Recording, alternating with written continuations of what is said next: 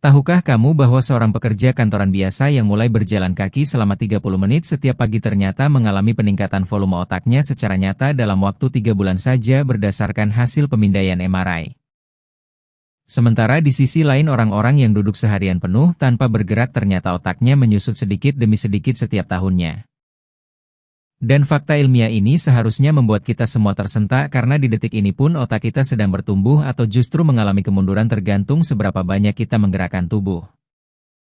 Dan yang lebih mengejutkan lagi adalah bahwa olahraga bukan sekadar membuat tubuh sehat dan bugar melainkan secara harfiah mengubah struktur fisik otak kita. Jadi mari kita kupas tuntas fakta-fakta ilmiah ini satu persatu karena informasi ini bisa mengubah cara pandang kamu tentang olahraga selamanya.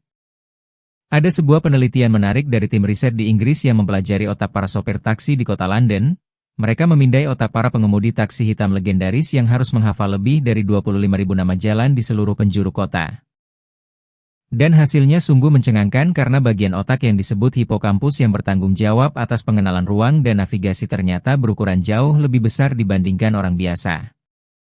Bayangkan saja ini seperti sopir angkot di Jakarta yang hafal setiap gang dan jalan tikus dari Tanah Abang sampai Kampung Melayu. Otak mereka secara literal membesar karena setiap hari dipaksa memproses informasi spasial yang sangat kompleks. Dan ini bukan kebetulan semata karena otak manusia memang dirancang untuk berkembang di bagian yang sering digunakan dan menyusut di bagian yang diabaikan. Hal ini sangat relevan dengan kehidupan kita sehari-hari karena prinsipnya sama persis, yaitu bagian otak yang sering kita latih akan semakin kuat sementara bagian yang tidak pernah kita gunakan akan melemah dan mengecil seiring waktu. Di permukaan otak kita terdapat lapisan sel saraf yang disebut gray matter atau substansi abu-abu. Semakin tebal lapisan ini maka semakin baik fungsi kognitif seseorang. Dan penelitian membuktikan bahwa orang-orang yang rutin berolahraga memiliki lapisan gray matter yang secara signifikan lebih tebal dibandingkan mereka yang jarang bergerak. Dulu para ilmuwan percaya bahwa sel saraf tidak bisa tumbuh kembali setelah dewasa, namun penelitian terbaru telah membalikkan kepercayaan lama itu secara total. Khususnya di area hipokampus yang bertanggung jawab atas memori dan pembelajaran ditemukan bahwa sel-sel saraf baru terus diproduksi sepanjang hidup kita. Ini adalah berita luar biasa karena artinya tidak peduli berapa usia kamu saat ini, otak masih bisa terus berkembang dan memperbarui dirinya sendiri asalkan kamu memberikan stimulus yang tepat. Namun ada satu jebakan yang perlu kamu waspadai. Meskipun olahraga berhasil menciptakan sel-sel saraf baru di otak, ternyata sel-sel tersebut akan mati begitu saja jika tidak digunakan. Sebuah eksperimen dari lembaga riset di Amerika Serikat menunjukkan bahwa tikus-tikus laboratorium yang diberi akses roda putar untuk berlari mengalami lonjakan produksi sel saraf baru yang sangat signifikan. Namun ketika tikus-tikus tersebut hanya dibiarkan berlari tanpa diberikan tantangan mental atau tugas pembelajaran apapun, maka sel-sel saraf baru yang sudah terbentuk tersebut secara perlahan menghilang kembali. Ini persis seperti sebuah pabrik yang memproduksi barang dalam jumlah besar tetapi barang-barang tersebut hanya ditumpuk di gudang tanpa pernah dijual atau digunakan sehingga akhirnya dibuang percuma. Kunci utamanya adalah kamu harus melakukan aktivitas belajar atau stimulasi mental segera setelah berolahraga. Karena sel-sel saraf baru yang dihasilkan oleh olahraga baru akan bertahan hidup dan menjadi permanen ketika mereka dilibatkan dalam proses pembelajaran dan membentuk koneksi dengan sel-sel saraf lainnya. Oleh karena itu rutinitas paling ideal adalah berolahraga di sore atau malam hari, kemudian belajar atau membaca sesuatu yang menantang secara intelektual dan langsung tidur setelahnya. Karena dalam kondisi pasca olahraga kemampuan belajar otak meningkat drastis dan kemudian proses tidur akan mengkonsolidasikan dan memperkuat memori yang baru terbentuk. Informasi ini sangat penting bagi para pelajar yang sedang mempersiapkan ujian, mahasiswa yang mengerjakan skripsi, atau para pekerja yang sedang mengambil sertifikasi profesional, karena dengan mengatur waktu olahraga dan belajar secara strategis hasilnya bisa berlipat ganda. Di sisi lain, olahraga di pagi hari memiliki efek kebangkitan yang sangat kuat. Jika kamu memiliki banyak pekerjaan yang harus diselesaikan di jam-jam produktif pagi hari, maka berolahraga sebelum memulai aktivitas kerja adalah strategi yang sangat efisien karena otak akan berada dalam kondisi siaga tinggi dan siap memproses informasi dengan kecepatan optimal. Yang paling penting untuk diingat adalah bukan soal kapan kamu berolahraga, melainkan apa yang kamu lakukan setelah berolahraga, karena aktivitas pasca olahraga inilah yang menentukan seberapa besar manfaat yang kamu dapatkan dari keringat yang sudah kamu keluarkan. Pernahkah kamu mendengar tentang metode olahraga 1 menit yang sedang ramai dibicarakan di mana-mana? Sebuah penelitian yang dipublikasikan di jurnal Nature Medicine menganalisis data lebih dari 25.000 orang yang dipantau selama 7 tahun dan hasilnya benar-benar menggemparkan dunia kesehatan karena kelompok yang berolahraga hanya 1-2 menit per hari dengan intensitas tinggi mengalami penurunan angka kematian hingga hampir 40%. Untuk kematian akibat penyakit kardiovaskular penurunannya bahkan mencapai 50%. Coba bayangkan betapa dahsyatnya angka ini karena sebagian besar obat-obatan modern pun tidak mampu memberikan efek protektif sebesar itu. Dan yang lebih mengejutkan lagi adalah ketika kelompok olahraga 1 menit ini dibandingkan dengan kelompok yang berolahraga lebih dari 1 jam setiap hari ternyata perbedaan manfaat kesehatannya tidak terlalu signifikan. Artinya dengan investasi waktu yang sangat minimal kamu sudah bisa mendapatkan sebagian besar manfaat kesehatan yang ditawarkan oleh olahraga. Ada juga penelitian berskala lebih kecil namun sangat praktis yang membandingkan orang yang duduk terus-menerus selama 3 jam dengan orang yang berdiri dan melakukan 15 kali squat setiap 20 menit. Hasilnya menunjukkan perbedaan yang sangat jelas dalam hal aliran darah ke otak, tingkat konsentrasi, dan kemampuan belajar. Bagi kita yang hidup di era modern di mana sebagian besar pekerjaan mengharuskan duduk di depan komputer berjam-jam, informasi ini sungguh tidak ternilai harganya. Cobalah sekarang juga berdiri dari kursi dan lakukan 15 kali squat. Tidak sampai 1 menit waktunya. Bayangkan jika kamu melakukan ini setiap 20 menit selama jam kerja maka aliran darah ke otakmu akan terus terjaga dan konsentrasimu tidak akan menurun drastis di sore hari seperti biasanya. Kamu tidak perlu berlangganan gym mahal atau membeli peralatan khusus karena gerakan sederhana ini bisa dilakukan di kantor, di rumah, di warung kopi, di perpustakaan, atau di mana saja kamu berada. Bagi mereka yang memiliki gejala ADHD atau kesulitan memusatkan perhatian, penelitian demi penelitian telah menunjukkan bahwa olahraga memberikan efek yang luar biasa positif, khususnya olahraga bela diri seperti pencaksilat, karate, atau jiu-jitsu yang dipraktikkan selama beberapa bulan terbukti mampu memperbaiki gejala-gejala ADHD secara signifikan pada anak-anak maupun orang dewasa. Lalu apa bedanya dengan sekadar berlari atau berjalan biasa dan mengapa olahraga bela diri atau tari memiliki efek yang lebih istimewa? Jawabannya terletak pada fakta bahwa jenis olahraga ini mengharuskan otak dan tubuh bekerja secara simultan dalam tingkat yang sangat tinggi. Kamu harus mengingat urutan gerakan tertentu lalu mengeksekusinya dengan presisi sambil tetap memperhatikan lawan atau irama musik. Proses ini memperkuat sirkuit dopamin antara korteks prefrontal dan ganglia basal. Ketika sirkuit ini lemah maka seseorang cenderung mudah lupa apa yang sedang dikerjakan dan tergoda untuk melakukan hal lain. Namun olahraga seperti pencaksilat atau tari tradisional memperkuat sirkuit ini secara bertahap, menghafal jurus-jurus silat, mengingat koreografi tarian, atau mempraktikkan kombinasi pukulan dalam tinju. Semua aktivitas ini melatih otak dengan cara yang tidak bisa digantikan oleh olahraga kardio biasa. Perilaku hiperaktif sendiri sebenarnya tidak selalu buruk karena bisa jadi itu adalah sinyal bahwa tubuh memiliki energi berlebih yang perlu disalurkan. Jika energi tersebut diarahkan ke olahraga yang intens dan menantang maka dorongan untuk terus bergerak secara gelisah akan berkurang dengan sendirinya. Bayangkan seseorang yang berenang 1-2 km setiap hari. Setelah sesi renang yang menguras tenaga tersebut, keinginan untuk bergerak-gerak gelisah akan hilang karena tubuh sudah mendapatkan aktivitas fisik yang dibutuhkannya. Tidak ada lagi alasan bagi otak untuk mengirimkan sinyal hiperaktivitas ketika kebutuhan gerakan sudah terpenuhi secara memadai.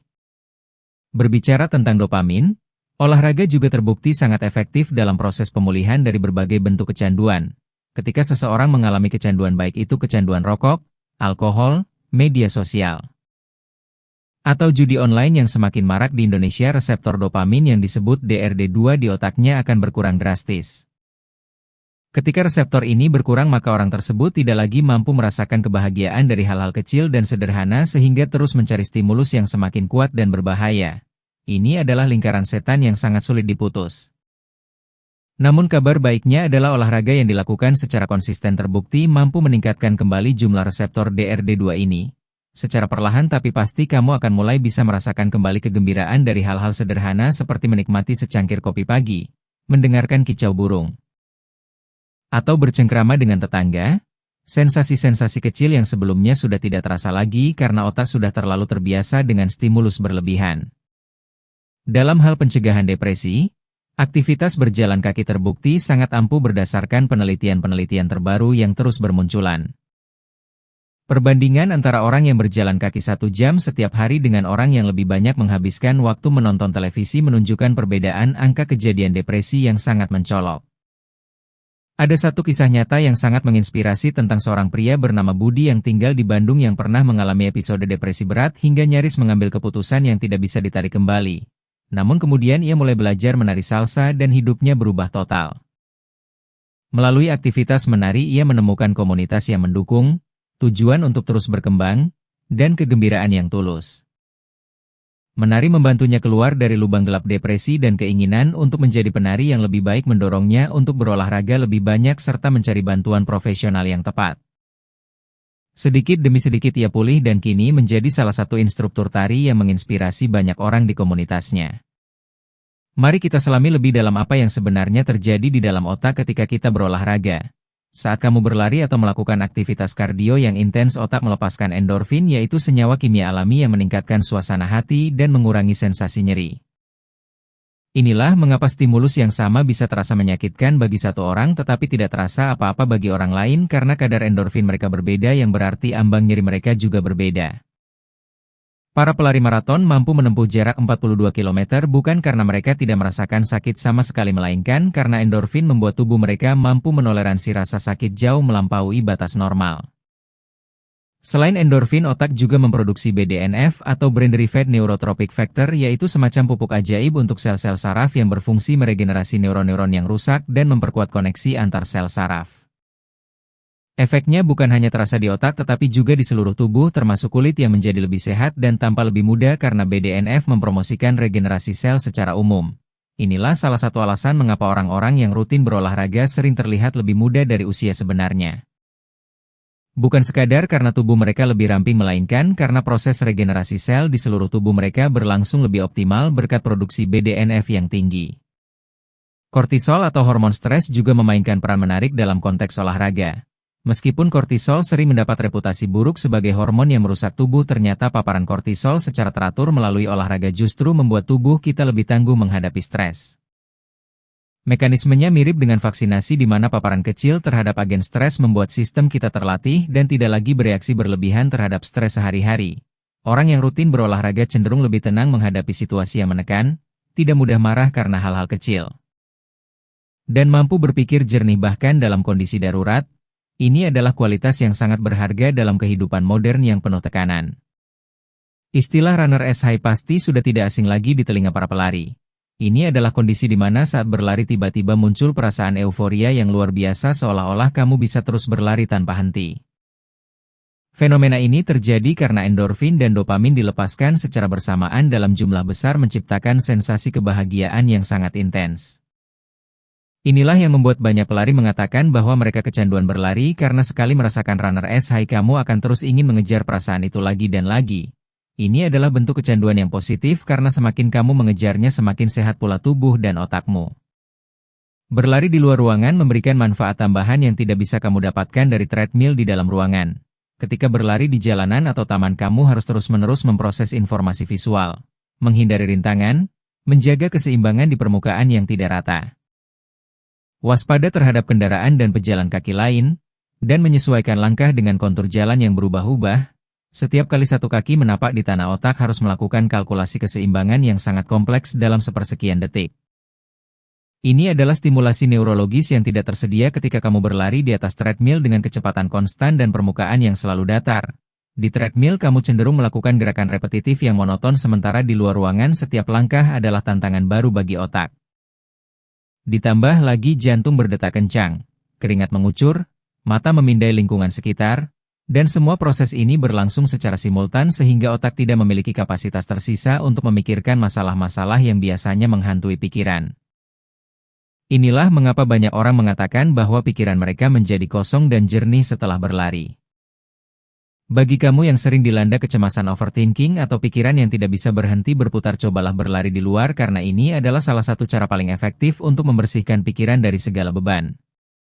Mengenai waktu terbaik untuk berolahraga, pagi atau siang hari adalah pilihan yang paling ideal sementara malam hari sebaiknya dihindari jika memungkinkan.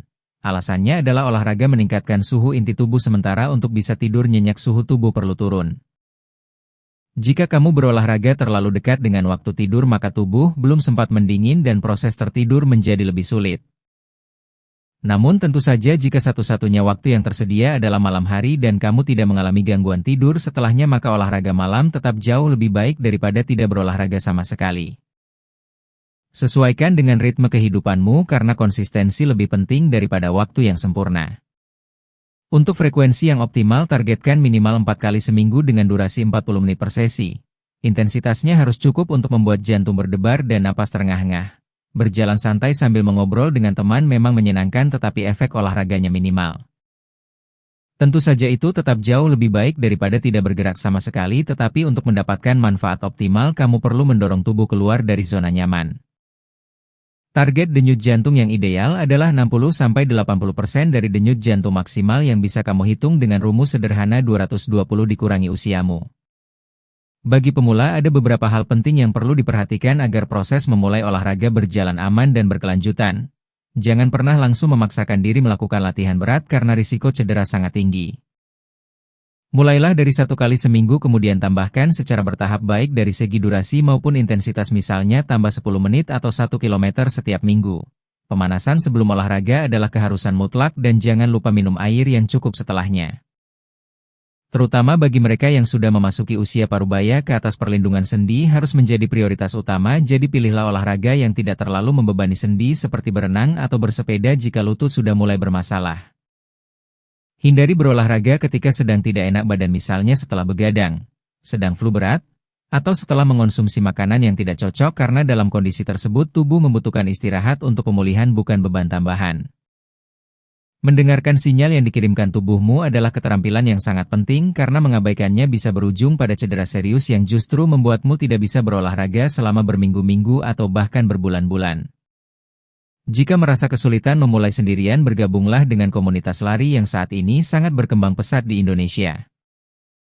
Komunitas seperti Indorunners yang sudah ada sejak 2009 atau berbagai komunitas lari lokal di hampir setiap kota besar di Indonesia menawarkan lingkungan yang sangat mendukung bagi pemula maupun pelari berpengalaman.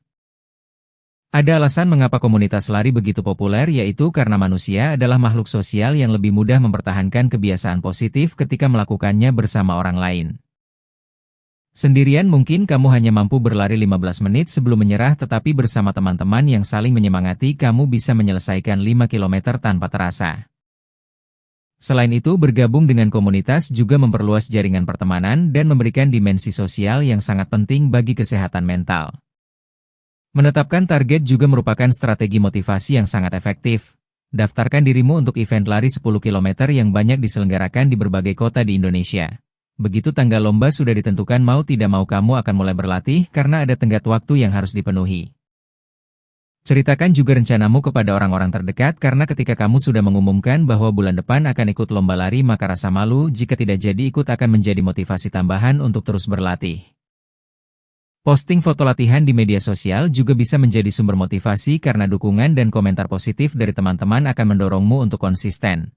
Namun yang paling penting dari semua strategi ini adalah memulai, keluar dari rumah sekarang juga dan berlari 5 menit saja. Jangan menunggu sampai semua peralatan lengkap karena jika kamu sibuk memilih sepatu lari yang sempurna dan baju olahraga yang matching kamu mungkin tidak akan pernah mulai. Dengan tekad yang ringan dan langkah pertama hari ini, kamu sudah menanam benih yang akan berbuah menjadi kemampuan menyelesaikan maraton 1 tahun dari sekarang. Jangan menunggu kondisi sempurna karena kondisi sempurna tidak pernah datang. Pakai saja sandal yang ada dan jalan cepat keliling kompleks rumah. Itu sudah lebih dari cukup untuk hari pertama. Berjalan kaki pun jika dilakukan dengan benar memiliki manfaat olahraga yang sangat signifikan. Masalahnya kebanyakan orang berjalan dengan cara yang terlalu santai sehingga nyaris tidak ada efek kardiovaskularnya. Untuk mendapatkan manfaat maksimal dari jalan kaki tegakkan postur tubuhmu. Tarik dagu sedikit ke dalam, kencangkan otot perut, dan perpanjang langkahmu sekitar 5 cm lebih lebar dari biasanya. Ini terdengar sederhana tetapi ketika dipraktikkan terasa cukup menantang terutama di awal. Seiring waktu gerakan ini akan menjadi otomatis dan natural. Yang perlu diperhatikan adalah kamu harus mengaktifkan otot paha dan bokong bukan hanya mengandalkan betis dan telapak kaki. Bayangkan langkahmu terbagi menjadi 2, 5 cm ke depan dan 2, 5 cm ke belakang dengan fokus pada aktivasi otot inti tubuh maka efek olahraganya akan jauh lebih besar. Kamu harus berjalan dengan kecepatan yang membuat napasmu sedikit terengah karena hanya dengan intensitas seperti itulah fungsi jantung dan paru-paru akan meningkat. Jika kamu masih bisa bernyanyi atau berbicara panjang lebar tanpa terputus berarti intensitasnya masih terlalu rendah. Konsistensi jauh lebih penting daripada durasi atau intensitas dalam satu sesi.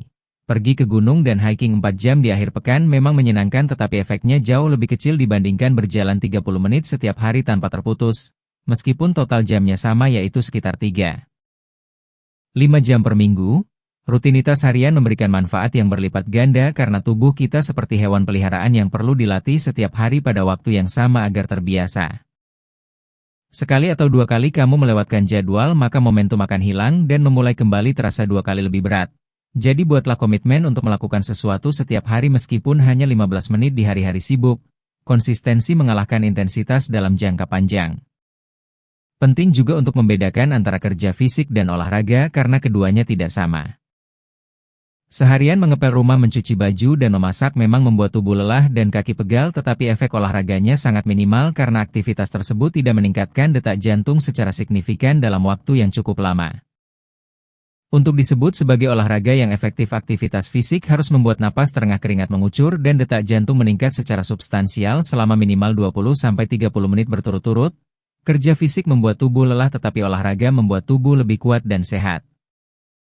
Keduanya menguras energi tetapi hanya olahraga yang memberikan adaptasi positif pada sistem kardiovaskular dan neurologis. Berhentilah menjadikan kesibukan sebagai alasan untuk tidak berolahraga. Turun satu halte lebih awal dari bus atau angkot dan jalan kaki sisanya. Bersepeda keliling kampung di pagi hari. Atau minimal gunakan sepeda statis sambil menonton serial favorit di rumah. Yang penting adalah kamu mengalokasikan waktu khusus untuk dirimu sendiri karena olahraga adalah investasi untuk masa depanmu. Mengatakan tidak punya waktu sebenarnya berarti tidak menjadikan kesehatan sebagai prioritas. Dari 24 jam yang kamu miliki setiap hari tidak mungkin kamu tidak bisa menyisihkan 30 menit untuk menggerakkan tubuh. Bahkan presiden dan CEO perusahaan besar pun masih menyempatkan diri untuk berolahraga karena mereka tahu bahwa tanpa tubuh dan otak yang sehat semua pencapaian lainnya menjadi tidak berarti. Ketika kamu berolahraga aliran darah ke otak meningkat secara dramatis bahkan hanya dalam 10 menit pertama. Sel-sel saraf membutuhkan oksigen dan glukosa untuk berfungsi optimal dan peningkatan aliran darah memastikan pasokan nutrisi ini terpenuhi dengan baik. Sistem saraf simpatis teraktivasi membuat jantung berdetak lebih cepat dan keringat mulai bercucuran tetapi setelah olahraga selesai sistem saraf parasimpatis mengambil alih dan menghasilkan sensasi kepuasan dan relaksasi yang sangat mendalam. Rasa puas inilah yang menjadi bahan bakar utama untuk membuatmu kembali berolahraga keesokan harinya. Ini adalah siklus positif yang semakin kuat seiring waktu. Hormon-hormon yang diproduksi selama dan setelah olahraga seperti BDNF, IGF-1, dan VEGF bekerja secara sinergis untuk memperkuat koneksi antar sel saraf, meningkatkan aliran darah ke otak secara permanen, dan meningkatkan efisiensi transmisi sinyal antar neuron. Hasilnya adalah peningkatan konsentrasi dan kemampuan belajar yang bisa dirasakan dalam hitungan hari setelah memulai rutinitas olahraga. Ini baru efek jangka pendeknya. Dalam jangka panjang struktur fisik otak itu sendiri akan berubah menjadi lebih besar, lebih padat, dan lebih efisien. Sebuah penelitian pada lansia dengan gangguan kognitif ringan memberikan ilustrasi yang sangat jelas tentang kekuatan olahraga. 3 kelompok dibandingkan yaitu kelompok yang hanya mengonsumsi obat, kelompok yang mengonsumsi obat plus latihan kognitif, dan kelompok yang mengonsumsi obat plus latihan kognitif plus olahraga rutin. Setelah 3 bulan pemindaian MRI menunjukkan bahwa kelompok ketiga yang menambahkan olahraga dalam regimennya memiliki volume otak yang secara signifikan lebih besar dibandingkan 2 kelompok lainnya. Ini adalah bukti langsung bahwa olahraga secara literal membuat otak membesar. Namun ada catatan penting yaitu ketika seseorang berhenti berolahraga volume otak akan menyusut kembali. Prinsipnya sederhana yaitu gunakan atau kehilangan. Otak yang terus dilatih akan terus berkembang sementara otak yang dibiarkan menganggur akan menyusut. Inilah mengapa olahraga harus menjadi komitmen seumur hidup bukan sekadar program jangka pendek. Ada satu kisah nyata yang sangat menyentuh tentang seorang nenek bernama Bu Siti yang berusia awal 70-an dan tinggal sendirian di sebuah rumah di pinggiran kota. Setiap tahun ketika diperiksa skor kognitifnya terus menurun karena ia nyaris tidak memiliki stimulasi sosial atau aktivitas fisik yang berarti dalam kesehariannya. Keluarganya kemudian mengambil keputusan untuk mengajak seorang saudara dari kampung halaman untuk tinggal bersamanya. Mereka mulai rutin jalan pagi bersama di taman kota, pergi ke pasar tradisional, berkunjung ke rumah tetangga, dan mengikuti senam lansia di balai RW. Hasilnya pada pemeriksaan berikutnya skor kognitif Bu Siti tidak hanya berhenti menurun tetapi justru meningkat. Ini membuktikan bahwa terkadang obat yang paling mujarab bukanlah pil atau kapsul melainkan aktivitas fisik, stimulasi sosial, dan keterlibatan aktif dalam kehidupan sehari-hari. Mungkin kamu bertanya apakah membayangkan diri sedang berolahraga bisa memberikan manfaat yang sama? Penelitian menunjukkan bahwa visualisasi atau membayangkan gerakan olahraga memang mengaktifkan area motorik di otak dan memberikan stimulasi pada sirkuit saraf terkait.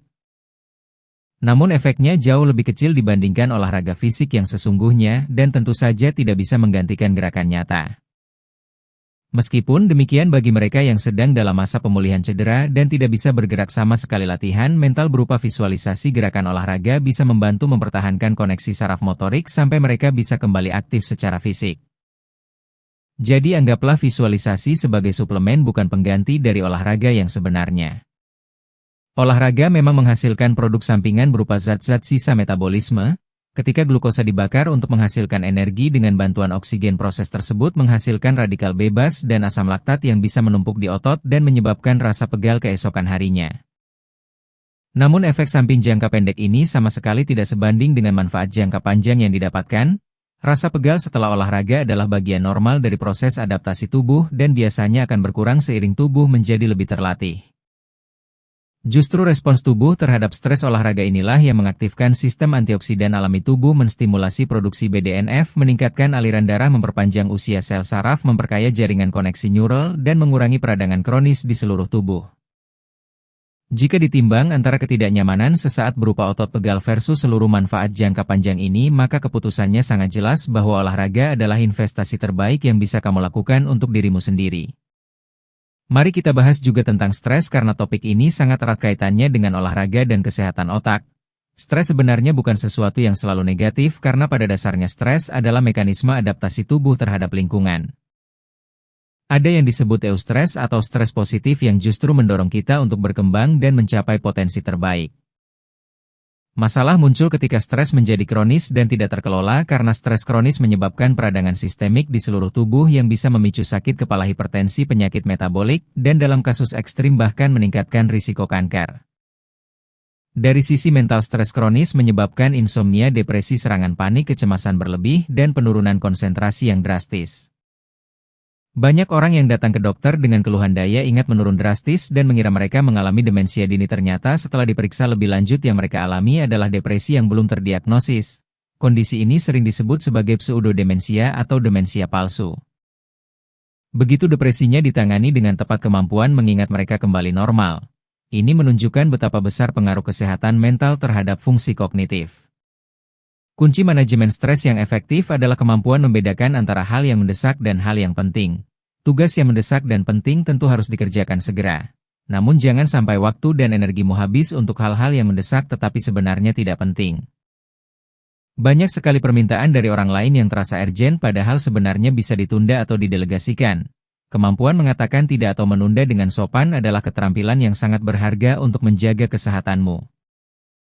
Sebaliknya, alokasikan waktu yang cukup untuk hal-hal yang penting meskipun tidak mendesak seperti olahraga rutin, membaca buku pengembangan diri, menghadiri pengajian, atau kegiatan keagamaan, berkumpul dengan keluarga, dan merawat hubungan pertemanan. Orang-orang yang konsisten menginvestasikan waktu untuk hal-hal penting namun tidak mendesak ini terbukti lebih tahan terhadap stres dan memiliki kualitas hidup yang lebih tinggi. Sementara hal-hal yang tidak penting dan tidak mendesak bisa dengan aman diabaikan tanpa rasa bersalah. Menerapkan prinsip sederhana ini saja sudah bisa mengubah kualitas hidupmu secara signifikan.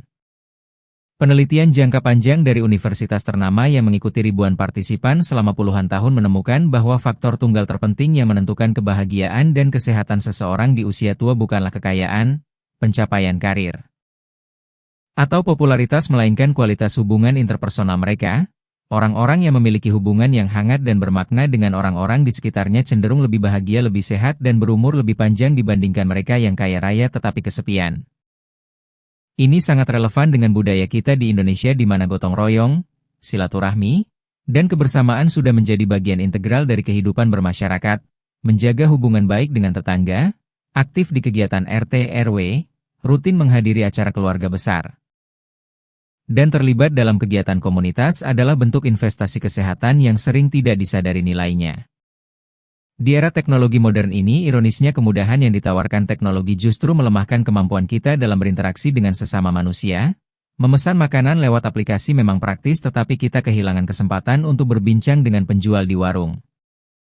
Berbelanja online memang efisien, tetapi kita tidak lagi menyapa pedagang di pasar. Layanan digital memang cepat, tetapi interaksi manusiawi yang menyertainya hilang.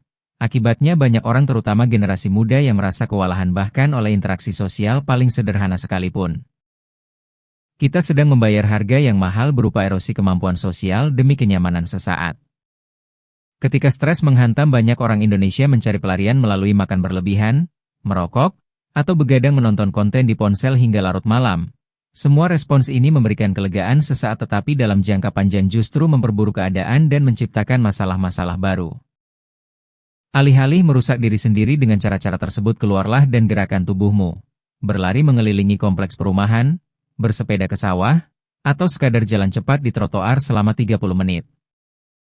Setelah berkeringat dan napas kembali teratur, kamu akan mendapati bahwa keinginan untuk merokok atau makan berlebihan berkurang drastis karena otak sudah mendapatkan dosis dopamin dan endorfin yang dibutuhkannya melalui cara yang sehat dan membangun. Jadi jika kita rangkum seluruh pembahasan ini menjadi satu kesimpulan yang jelas, maka inilah yang perlu kamu ingat. Olahraga secara harfiah memperbesar volume otak, menciptakan sel-sel saraf baru yang jika digunakan untuk belajar akan menjadi permanen. Olahraga mencegah dan membantu mengatasi depresi, mengelola stres kronis, meningkatkan konsentrasi dan daya ingat, membantu pemulihan dari berbagai bentuk kecanduan, dan meningkatkan perasaan bahagia secara alami. Yang paling menakjubkan adalah bahwa investasi waktu yang dibutuhkan bisa sangat minimal, bahkan hanya 1-2 menit per hari dengan intensitas tinggi sudah memberikan manfaat yang terukur. Jadi alasan tidak punya waktu benar-benar sudah tidak berlaku lagi. Sekarang berdiri dari tempatmu dan lakukan 15 squat. 20 menit lagi lakukan lagi. Besok pagi bangun 30 menit lebih awal dan jalan kaki keliling kampung. Minggu depan cari informasi tentang komunitas lari terdekat di kotamu dan datang ke sesi latihan mereka. Sebulan dari sekarang daftarkan dirimu di event lari 5K atau 10K yang banyak diselenggarakan di seluruh Indonesia. Jika kamu tidak memulai hari ini, maka setahun dari sekarang kamu akan masih berada di titik yang sama sambil menyesal mengapa tidak memulai lebih awal. Hari ini adalah hari tercepat yang kamu miliki untuk memulai perubahan. Jangan tunda lagi, pakai sendalmu dan keluar sekarang.